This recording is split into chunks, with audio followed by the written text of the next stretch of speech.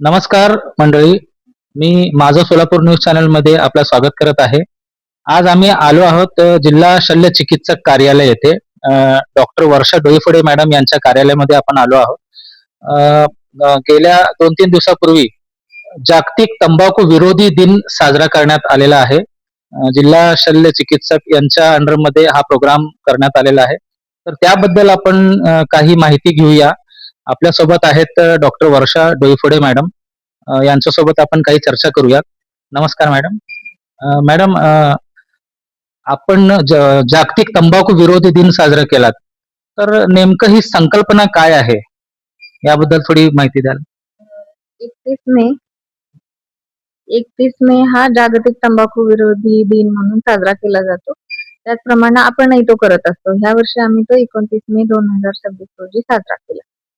त्यावेळी जी लोक तंबाखूला ऍडिक्ट झालेली असतात, त्यांना ह्या तंबाखूपासून दूर कसं ठेवायचं, त्यांना कसं काउन्सिलिंग करायचं आणि त्यांनी त्यांच्या लाईफमध्ये काय बदल करायचे, त्याच्याबद्दल आम्ही जनजागृती करण्याचा प्रयत्न करतो.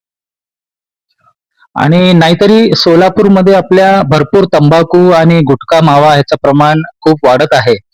तर या लोकांना जे ॲडिक्शन झालेले आहेत, ॲडिक्ट झालेले आहेत, तर त्यांच्यासाठी अजून एक अनोखा काहीतरी आपण उपक्रम राबवलात. ज्याच्यामध्ये म्युझिक थेरपी असं आम्ही ऐकण्यात आलेलं आहे. तर त्याबद्दल काय सांगाल? ह्या नॅशनल टोबॅको कंट्रोल प्रोग्राम मध्ये आमची एक टीम कार्यरत आहे, ज्याच्यामध्ये डॉक्टर दळवी मॅडम असतात, अमित महाडिक आहेत आणि मंजुश्री मुळे, हे तिघा जणांची ही टीम आहे.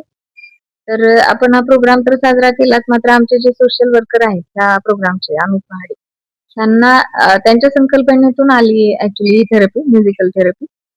कारण त्याचं कारण असं आहे की तंबाखू खाणारा माणूस ऍडिक्ट तर होतोच, पण जेव्हा कधी त्याला स्ट्रेस येईल तेव्हा आपण जनरली ऑब्झर्व करतो की स्ट्रेस बस्टर म्हणून काही लोक दारू पितात, काही लोक स्मोक करतात, तसंच तंबाखू खाण्याचं प्रमाण असते त्यांचं.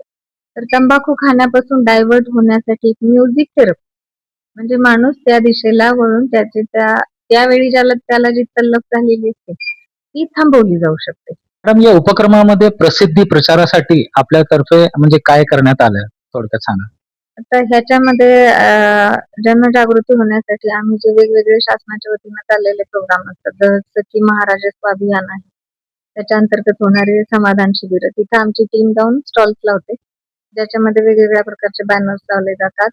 तिथं पॅम्पलेट्स छापलेले आम्ही येणाऱ्या लोकांना देत असतो. त्याच्यामधून तंबाखू आणि तंबाखू पासून जे काही शरीरावर होणारे इफेक्ट असतात ह्याच्याबद्दल माहिती दिली जाते. मॅडम, सर्वसामान्य जनतेकडून, लोकांकडून हा एक भला मोठा प्रश्न निर्माण होतो की ज्या लोकांना ऍडिक्शन झालेलं आहे तंबाखूचा, तर त्यांना निकोटीन हा पदार्थ दिला जातो किंवा मेडिकलमध्ये पण FMCG प्रोडक्ट अवेलेबल असतो, निकोटीन एक्स वगैरे दिलं जातंय.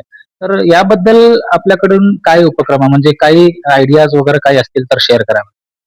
ह्याच्यामध्ये ऍक्च्युली निकोटीन किंवा निकोटीन एक्स देण्याची गव्हर्नमेंट सेटअप मध्ये प्रोव्हिजन नाहीये.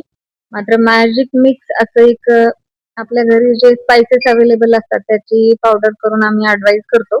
त्याच्यामध्ये दालचिनी, जिरे, ओवा, बडीशेप, लवंग यांचे पावडर करून पूड तयार केली जाते आणि थोडीशी त्यांना जेव्हा वाटते की आपल्याला तंबाखू खाल्लीच पाहिजे त्यावेळी ते खाऊ शकतात.